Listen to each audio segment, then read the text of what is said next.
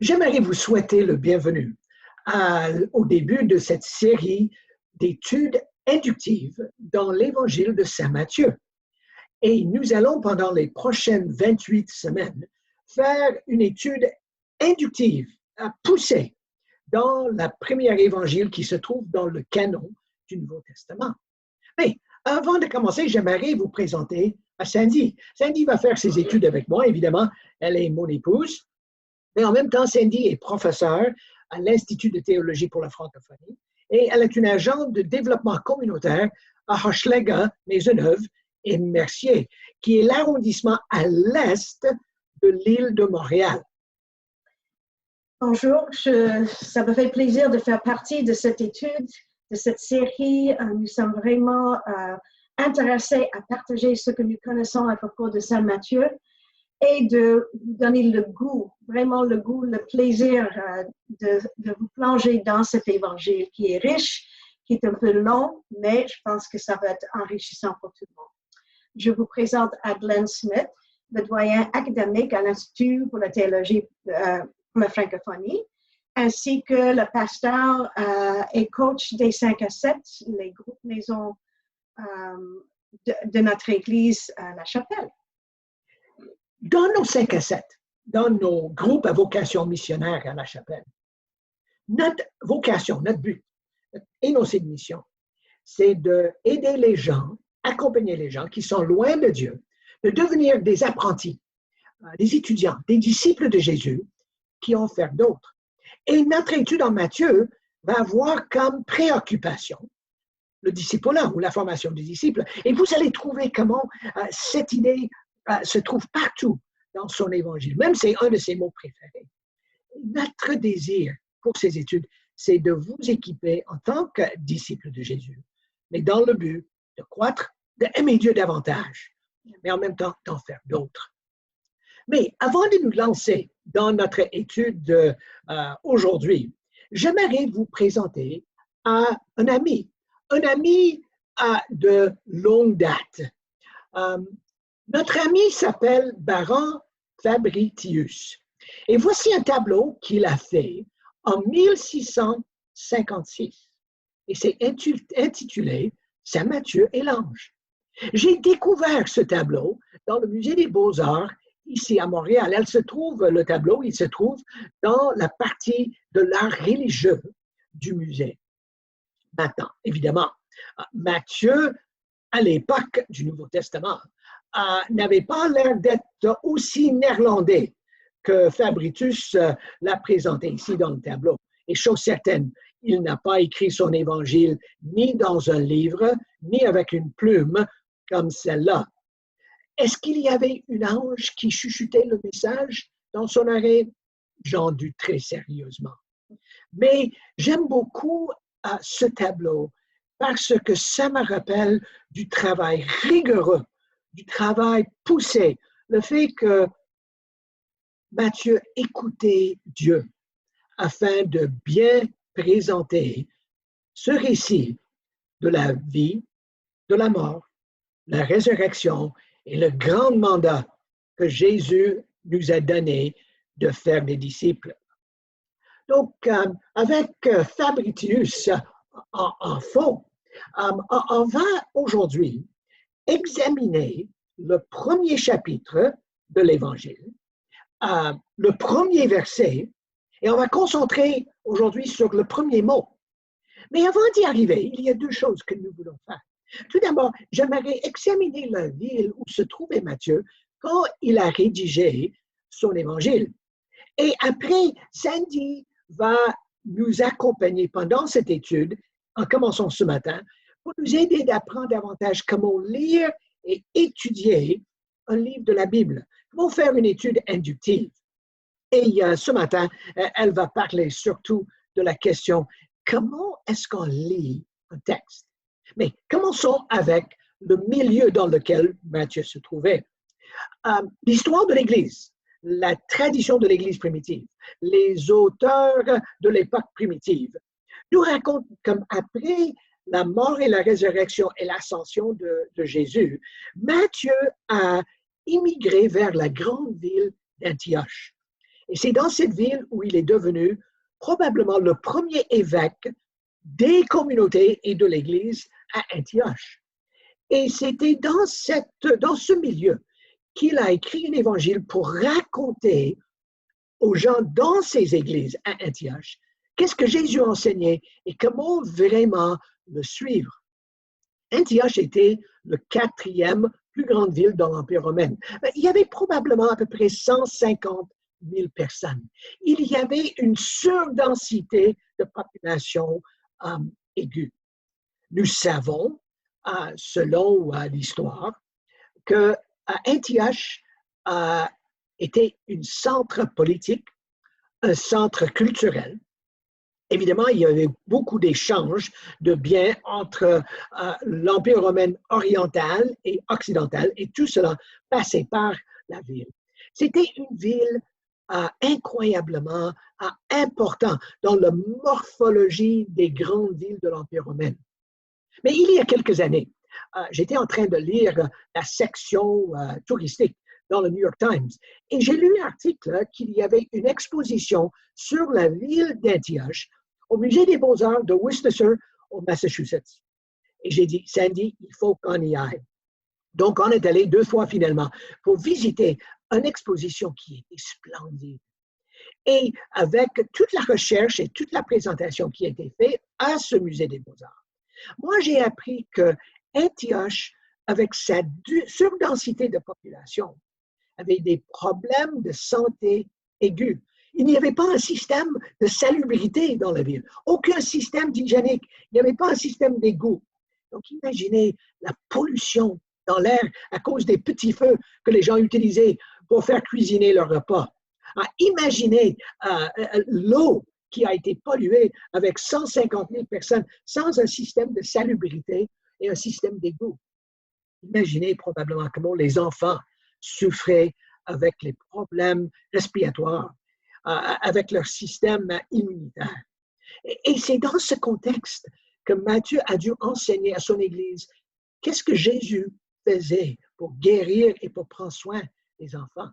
J'ai aussi appris lors de cette visite au musée que cette ville d'Antioche était reconnue comme une ville multiethnique. Maintenant, ça c'est un mot moderne. Je me souviens d'avoir lu un archéologue qui a étudié Antioche. Et lui, il a bien documenté dans le 19e siècle qu'il y avait 19 tribus différentes à Antioche. Pour cette raison, aujourd'hui, on appellerait ça les ethnies. Donc, il y avait une section syrienne, une section grecque, évidemment, une section latine avec l'Empire romain et surtout les soldats romains. Il y avait une section juive. Et c'est dans ce contexte que l'Église, la ville a été construite avec ces différents arrondissements pour représenter la pluriethnicité de la ville. Si vous avez jamais étudié l'Antiquité, vous savez fort bien que les Grecs et les Syriens ne s'entendaient pas. Et ils étaient dans 2 parties complètement différentes. Et c'était dans cette diversité que Matthieu a rédigé son évangile. Mais avant de tourner au chapitre 1er et le verset 1er, Sandy va nous parler sur comment lire un évangile. Nous avons une tendance souvent avec la Bible de l'éviter, d'avoir peur de la lire, de ne pas savoir où commencer, ou d'avoir les sections et les versets privilégiés ou favoris, où on prend un verset pour le jour qui nous inspire, qui nous interpelle.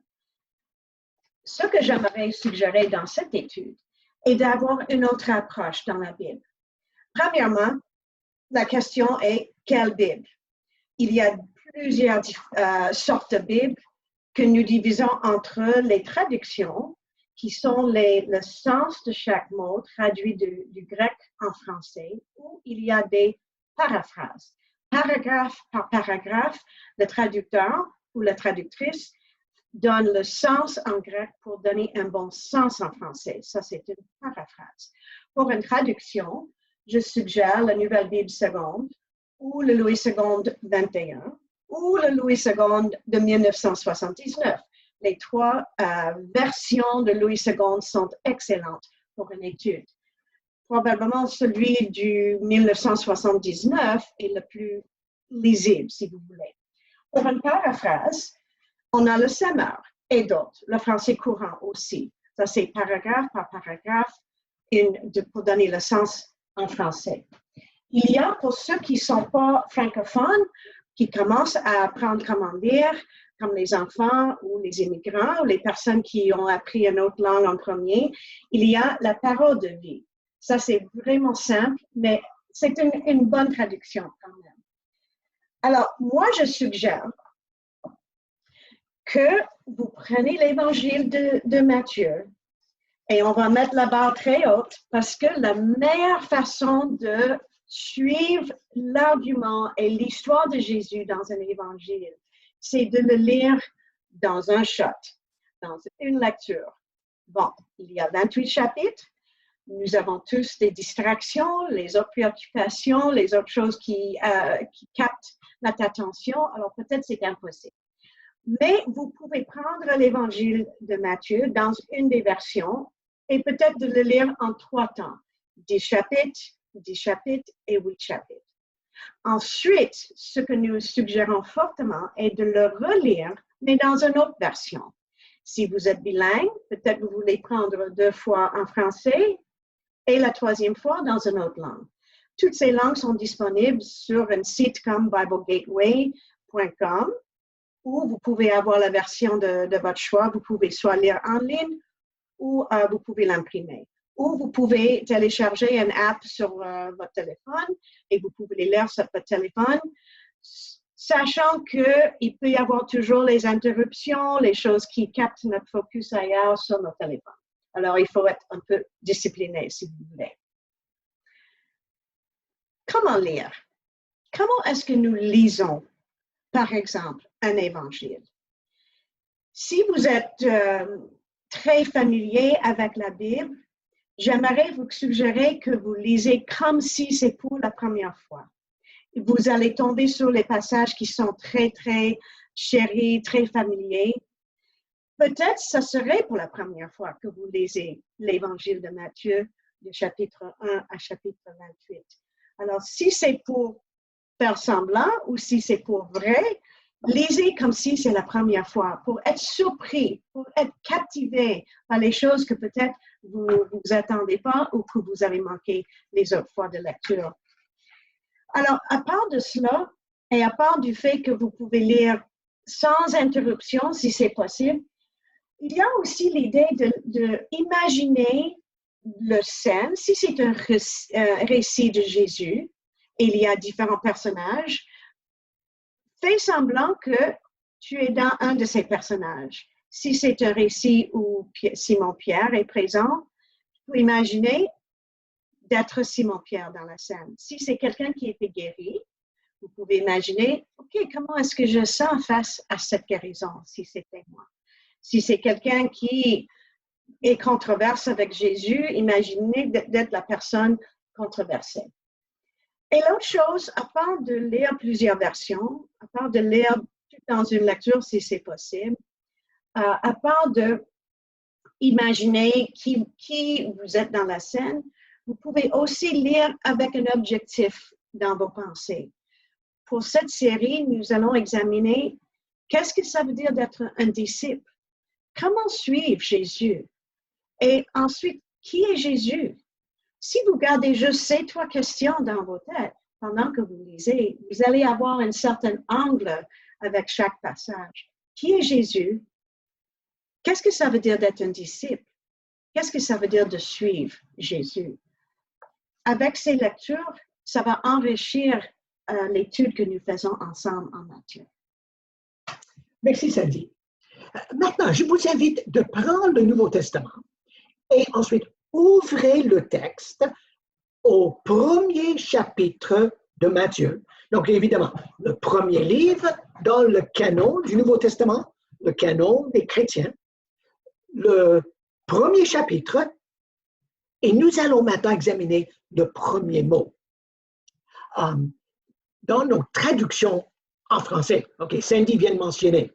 Donc, si on lit dans la nouvelle seconde révisée, le texte commence généalogie de Jésus-Christ. Si on lit dans la traduction écuménique, ça dit livre des origines de Jésus. Le français courant dit voici la liste des ancêtres de Jésus. Mais voici ce qui est fascinant. Dans le texte original, en grec, le premier mot, c'est le mot biblios. Le mot biblios veut dire, évidemment, c'est une transcription lorsqu'on lit le mot Bible, mais le mot voulait dire rouleau, les parchemins, les livres. Mais le fait que c'est un biblios des origines ou de la généalogie de Jésus, tout de suite envoie, hey, c'est un texte juif. C'est un texte où l'auteur veut faire intéresser tout de suite une auditoire d'origine juive.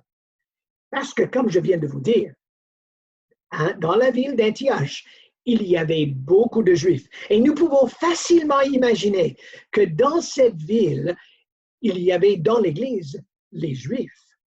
Et Matthieu, un Juif, un douanier, comme nous allons explorer pendant nos études, il ne voulait pas commencer avec la naissance de Jésus, même sa conception, comme nous allons voir dans notre prochaine étude. Mais Matthieu voulait nous ramener au début. Et quand le texte commence avec Biblios, un lecteur, une lectrice d'origine juive aurait tout de suite pensé à quoi? Genèse, chapitre 1er. Et j'aimerais vous encourager même de retourner et de relire les deux récits de la création en Genèse 1 et 2, parce que c'est là où le Biblios a commencé.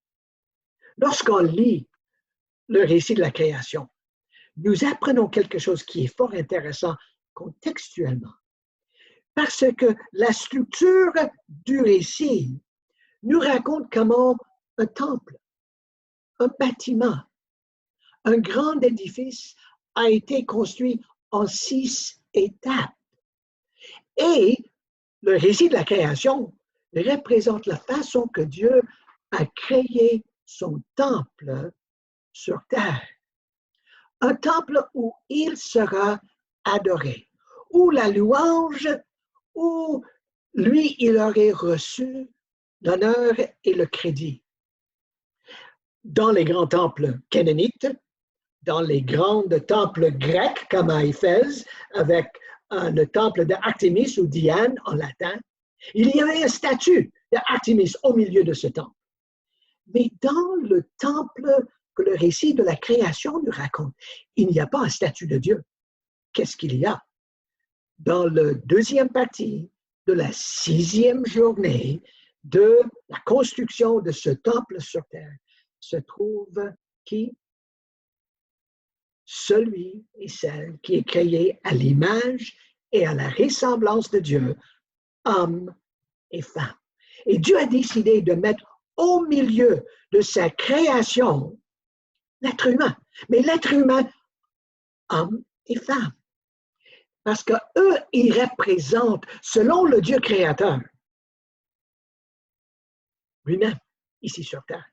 Mais ce temple est classique, parce qu'il y a le ciel et il y a la terre.